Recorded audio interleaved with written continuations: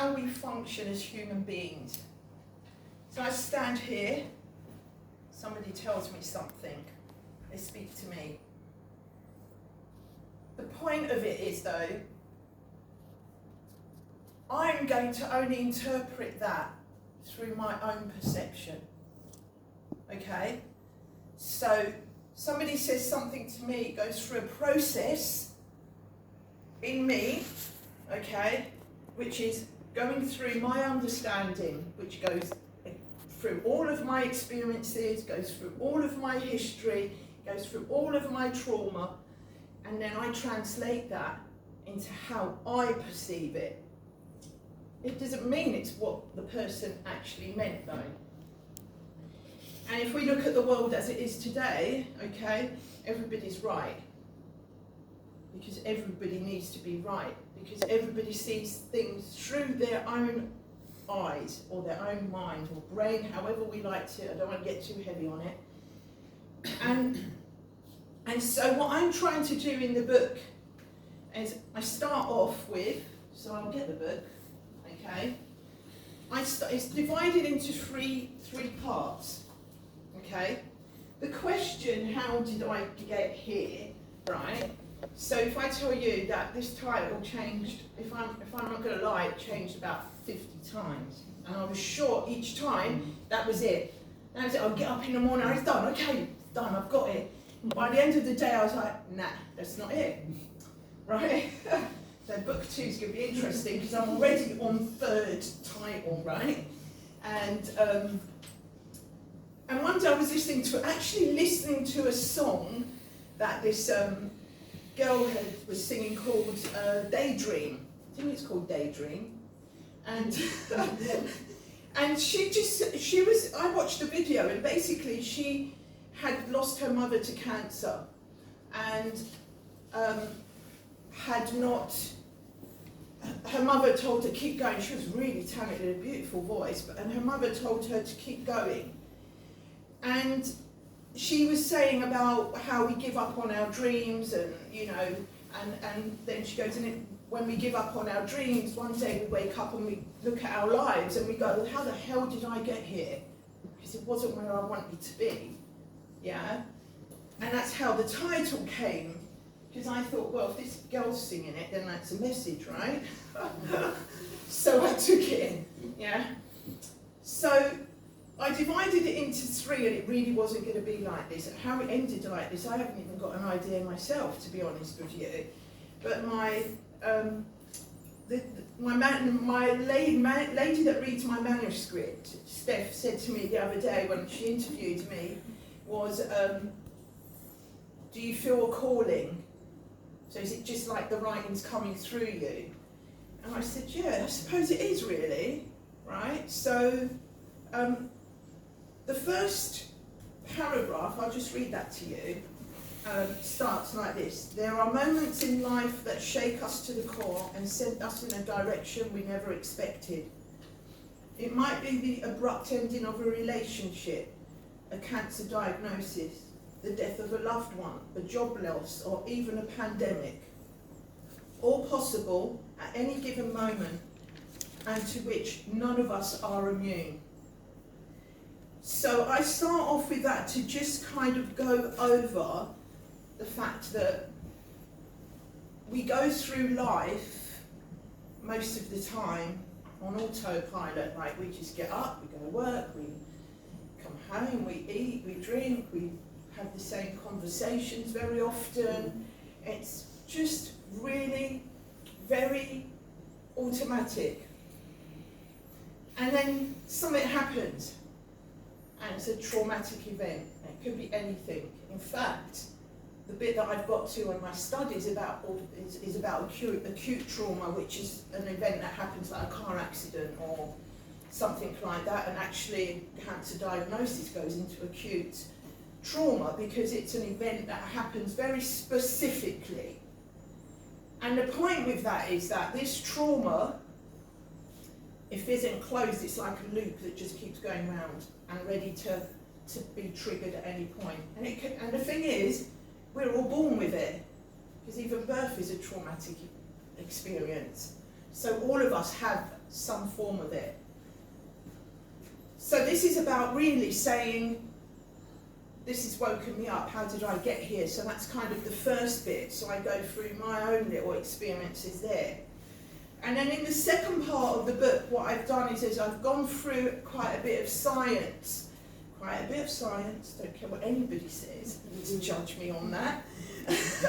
There's a lot of science, there's a lot of psychology, there's a lot of mindfulness, and there's quite a bit of Buddhism in here.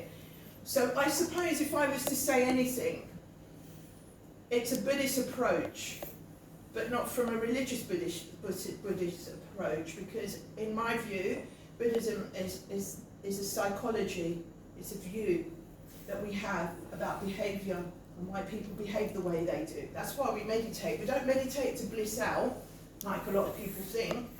In fact, meditation is bloody hard, right?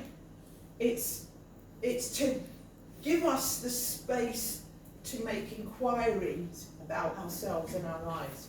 That's what it is. That's what it does. We dig deep in. So the second part is really around that kind of exploration, okay? And I think I wrote something here. So I kind of like talk a little bit about freedom. Freedom is however you see freedom, okay? So freedom, most people would say, is a materialistic or conceptual freedom. Freedom from having to work for somebody, freedom for this. But when I talk about freedom, I talk above all of that. It's above all of that. There's a freedom from many things, okay? And that would need me to really go into it. I don't want to scare people off, right? So maybe this will help, I don't know. I won't read the story, but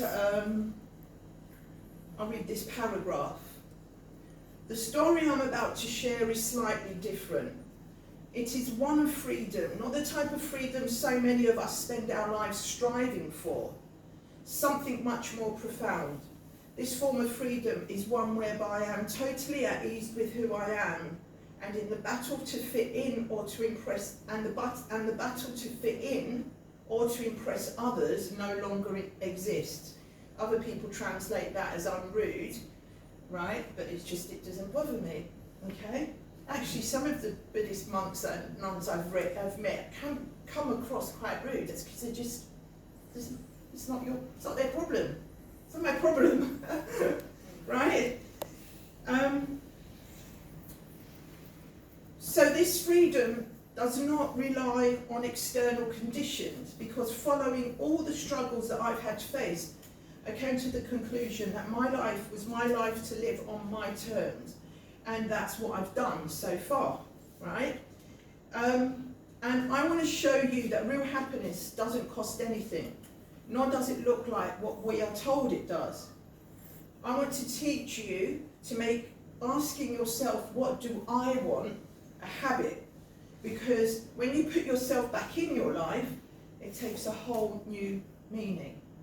So I kind of talk about that, but then I talk about the fact that we can only ask that question when we actually understand that even when we do what we want, are we really doing what we want, or are we doing what we've been conditioned to think we want? And I saw it the other day. I was in a school with a charity that I started working with, and they asked me to do mock interviews with Year 12s. Year 12s are 17, and so it's the year before their last year of school, and they asked me to do, so I'm sitting at a table and I've got some questions and I'm going to ask, and I've got one kid after the other kid, after the other kid. And what's the story, you think? Come on, tell me, what do you think? They don't know? They don't know what they want. No, quite the opposite. Oh, they know what they want. It's materialistic. Not only that, it's materialistic, it's all the same. It's one child after the other child after the other child. Do well. No, this was a good school. If it was one of those that I taught, say, in Tottenham or something, they'd want to be a footballer. If it was Goths Oak, they'd want to be a footballer because it's up near Tottenham, right? So, or the ground, so they've got all that, right? But this was in a good school. All of them wanted to go to university. Every single one was going to do well in their A-levels. Every single one of them was going to go to university, but really would like to go to a red brick university, not like crappy old Middlesex, right? And then they're going to get a really good job. And that's how they have been conditioned. Nobody in the education system has given them the inspiration to say, I'm going to follow my dreams and be an artist. I'm going to start my own business. Nobody. We kill all of that in education, thank you.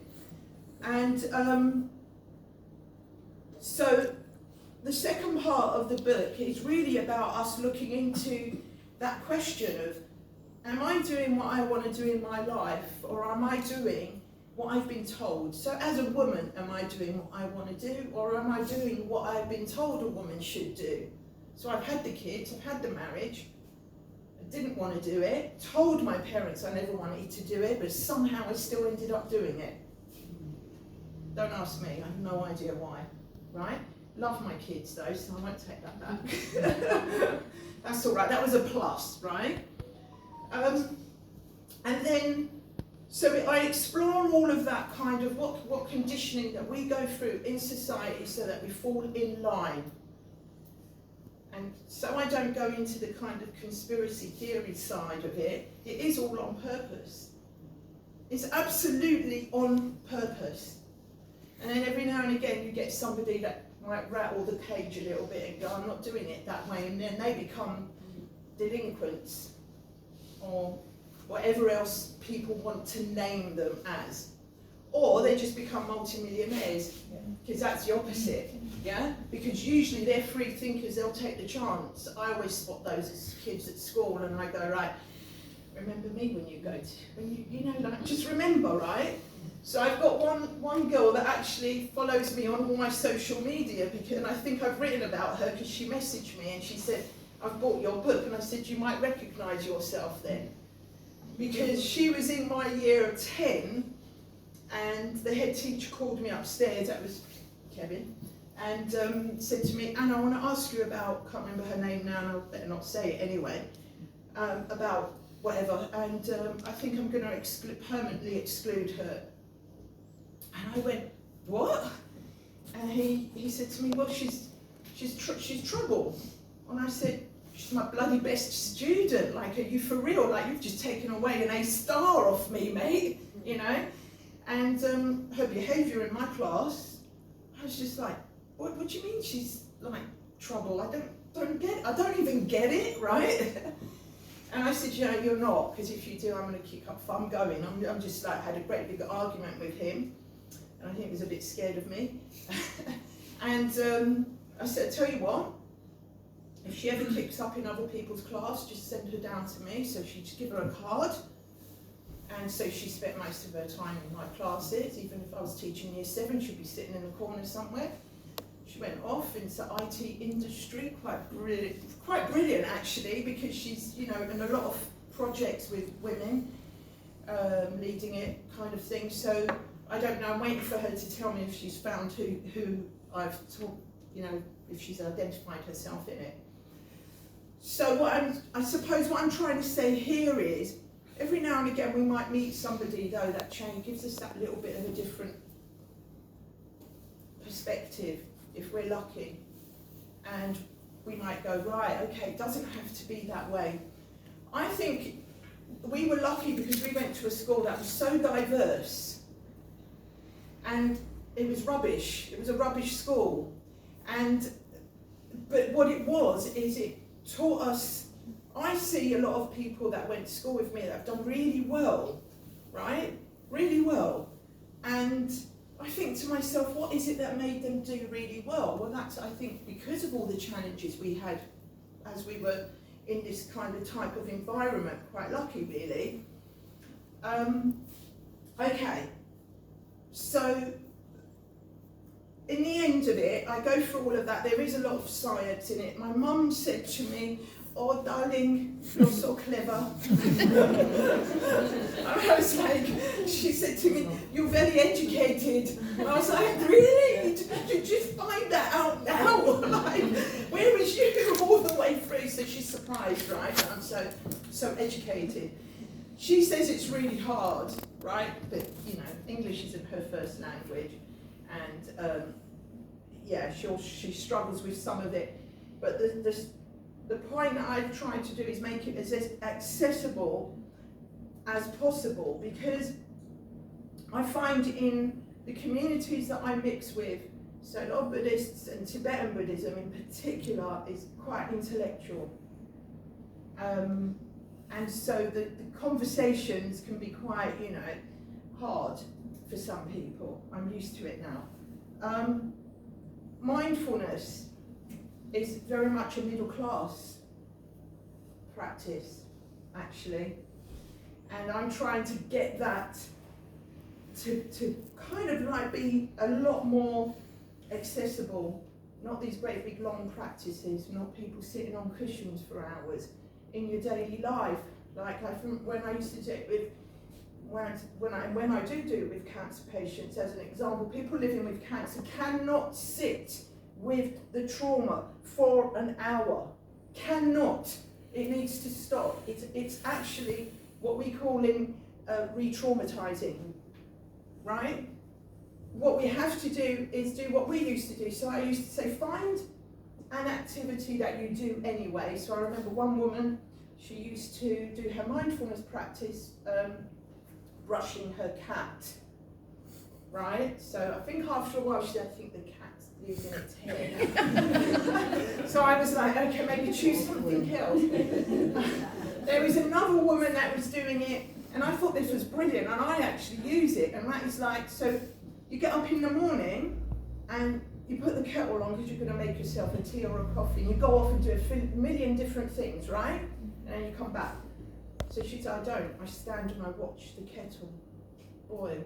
That's my practice. How long does it take? A minute? 3. Right?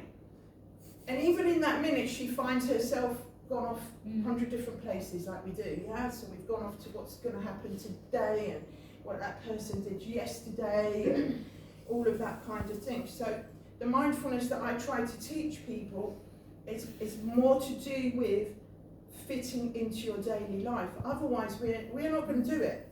Why would we? With so much to do in life, why would we then go, let's dedicate an hour to it? I do get up very early. I do my practices and the silence and the solitude, but that's because I choose to do and live that way, right? But not everybody can be living in that way. And I think, and then in the last part of this book is the 6 or 7 steps. Let me remember, I haven't read it for a while. 7. The 7 parts are the 7 steps that I say people have to go through to really break through that conditioning, those thoughts. So one of them is, you know, awareness, because I'm very big on saying without awareness, nothing happens. Nothing. If I am not aware of that, it won't change. So the first thing we do is we work on awareness. Then I talk about flow, which is basically how you stay in the moment. And I end with spirituality for 2 reasons. One is, if you look at Maslow's hierarchy of needs, spirituality is at the top, although I do discuss that isn't necessarily a great model. But basically, many psychologists, sociologists, scientists will always identify that when we start living beyond the materialistic conceptual view of life, it takes a whole different meaning. And that's where we get what I like to call real happiness, the sort of happiness that does not rely on me having the big car and the big house and everybody loving me and all of that, because it's irrelevant, okay? And you don't, I mean, I call it spirituality. It doesn't have to be called spirituality. It has to be the understanding that we, me, this body that I stand in here in front of you, is not the be-all and end-all, actually. It's way bigger than that, right? So I end up with that, and I want to just sort of like, before I open it up to you guys, and I probably rushed it, or not rushed it, I don't know, there's a lot here. There's two things. One is, everything I say is my perspective. I don't say it because I'm trying to tell you it's the right way. So I'm happy to be wrong. I'm also happy for you to go, what you say, Anna, is rubbish, and not take any of it. It's fine. I want you to make up your mind of what you think is useful for you, and not me, okay? So that's the first thing. I'm not here to convince anybody anything. Sometimes I find I say something and then about a year later I'll get an email or a message from somebody that I've worked with who's saying that thing you said. Got one this morning from somebody that I worked with a few years ago that has had cancer, and she's always stayed in touch, and she messaged me and said, it's because of you that I can now do this. I just throw it out there, and wherever it lands, and if it helps, that's great. But if you don't think that it's useful to you, just throw it in the bin. It's fine too. It's not about me. And then the other thing, and I think maybe that kind of comes back to a little bit of the conversation that we had the other day, because I went around and I was thinking of it. And years ago, when I was running my group in Enfield, there was a young man that used to come there quite often. And he used to come to the group sometimes twice a day. I never used to charge. That's why I'm rich. One day he had a bit of a breakdown in the group, in the session. And that day was the day that somebody from the cancer support had messaged me and said, I need to come and see you. Can I come to one of your sessions before we, I want to know if you'd be the right person. So I was already kind of like, oh gosh, I need this to go well. And as I'm running it, he had a breakdown. And that part of me, the kind of sensible human part of me, went, oh yeah, I need to keep going because she's here and she's going to judge and she's, And then I just went, no. Okay, and I just said, look, I'm really sorry, everybody, but I'm going to stop and I'm going to take care of him. Yeah? So they said fine, and everybody left, and I did what I had to do to calm him, to reassure him, to help him deal with whatever was going on at that moment. Then he looked at me after, and he goes to me, and I just want to be like you. And I looked at him and I went, I don't want you to be like me, because I don't want anybody to think that I have all the answers. And people that think that they've come full circle and end up being enlightened and end up being, sorry, not meaning that because I'm not exactly what you mean. Right? So when we get to that thing where and I see it a lot in Buddhism, we'll get people that have been practicing for years and they're now doing that and they're doing that and now I'm this, and and we call that spiritual elitism, right? So their ego has gone all the way around, so they kind of lost their ego a little bit, and then somewhere along the line they became experts and their ego came bigger, right? If I ever become like that, I know I've failed. So failed, right? Because that's not what it's about. I know that I've got a lot of stuff still going on in myself, and I've still got a lot of unresolved trauma, and I've got a lot of unresolved many things, okay? But that's fine. Because it's not about becoming perfect, it's about going, none of us are perfect, none of us. The Dalai Lama will say he's not perfect. If anybody asks the Dalai Lama, are you enlightened, he will laugh, right? Because he knows if he admits that, if he says I'm enlightened, he knows he's gone into what we call the God realm, okay? So in Buddhism we call the God realm, where your ego has now taken you to this state of thinking that you're better. When you reach that, in fact, you've gone right round, full circle.